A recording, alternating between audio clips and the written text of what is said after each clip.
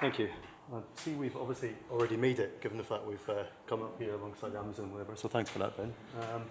No, we're a startup launched about 2 years ago now, just in October 14. We'd started the business back in March 14, got to MVP, launched in that October. The background, I think, is probably quite important. Just before I'll come on to solving the market problem in a minute, but why did we feel that we could actually address this market problem here? Is our background, me as being ex-Citi. I was an equity analyst for 12 years and fund manager for 2 years prior to that. I had been through, as an equity analyst, I'd raised money for tech businesses, largely internet businesses, semiconductor companies, telco, etc., both flotations and secondary. One of those deals, it was actually quite an interesting one. I floated an internet dating business that's based locally, and that chap then, with me, we founded Lending Credit. So we had a combination there of finance and tech, building tech businesses. Bill's background and my co-founder was Maximizer, Cupid, various other companies through the last 20 years.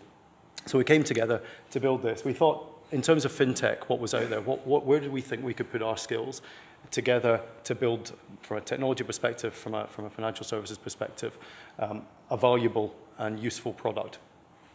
So Lending Crowd is a peer-to-peer lending platform specializing in SME lending. If you've come across Funding Circle, Zopa, etc., those kind of platforms are significant size now. We're not yet.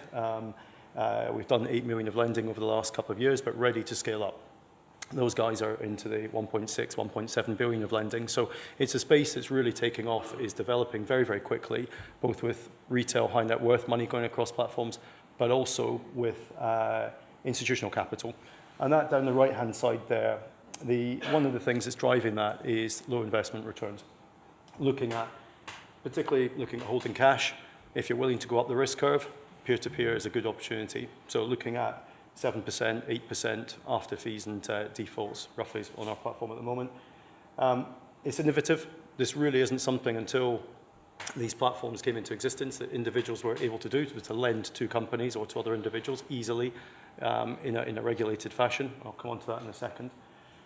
And interestingly, supporting local companies in our case. So we did a deal which we announced. It took me quite a long time to get this sorted out, but announced in September with Scottish Enterprise and SIB that SIB would put 2.75 million across our platform, lending into Scottish businesses.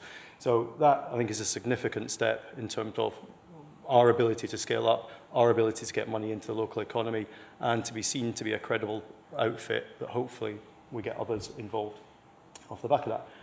On the borrower side, and this is important, equally as important, because we are matching up on both sides, is SMEs are finding it difficult to borrow money. It's not that banks aren't lending. Quite often it's actually the process that you go through to find that money. It can take you 3-4 months to actually get an answer, whether that's yes or no. We're able to turn that around in 24 to 48 hours if we have all the information we require. I've taken the approach of having very senior ex-bankers in our organisation. So, as an example, our head of credit was head of corporate commercial credit for RBS in Scotland for 13 years. He was global head of credit risk training, etc., etc. So he is absolutely steeped in credit and understanding of businesses. So that speed, simplicity, customer service are absolutely key to actually providing that service in the market.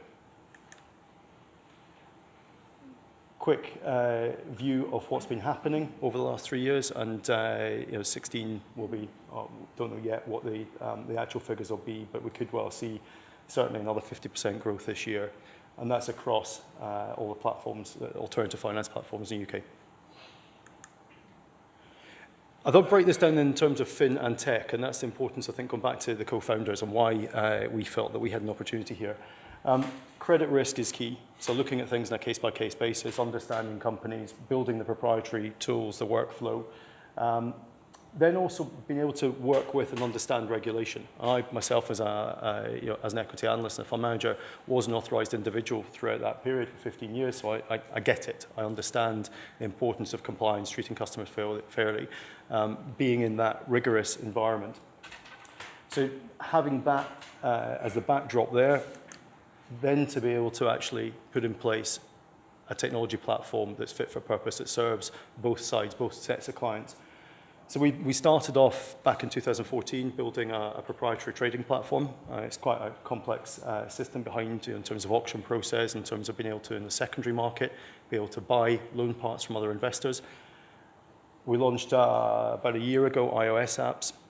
We're about to launch in December a simplified product. At the moment, it's you build your own portfolio, you self-select which loans you want to invest into, companies you want to lend to. We'll be doing effectively an auto-invest, or this robo-investing, it seems to be the term nowadays.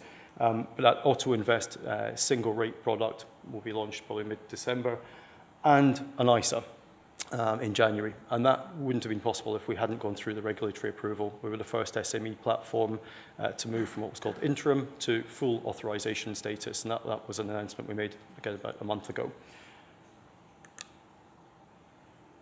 However, we have to get sales and marketing right. We have to get that scale up, and that's the phase we're in. We put a lot of investment, and we'll continue to invest in the product and the technology and our processes to make sure that we're evolving the business and staying fresh.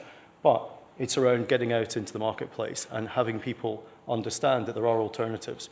So this is something that we've just launched alongside Scottish Enterprise last month, this Think Outside the Bank campaign, particularly for Scottish businesses.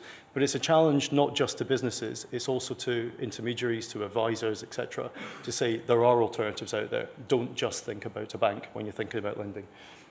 So bringing all that together, the scale up over the next year, we're looking to take it from 8 million to 25, 30 million of lending next year. Still drop in the ocean, but will be a significant improvement in terms of access to finance for Scottish businesses particularly. Thank you.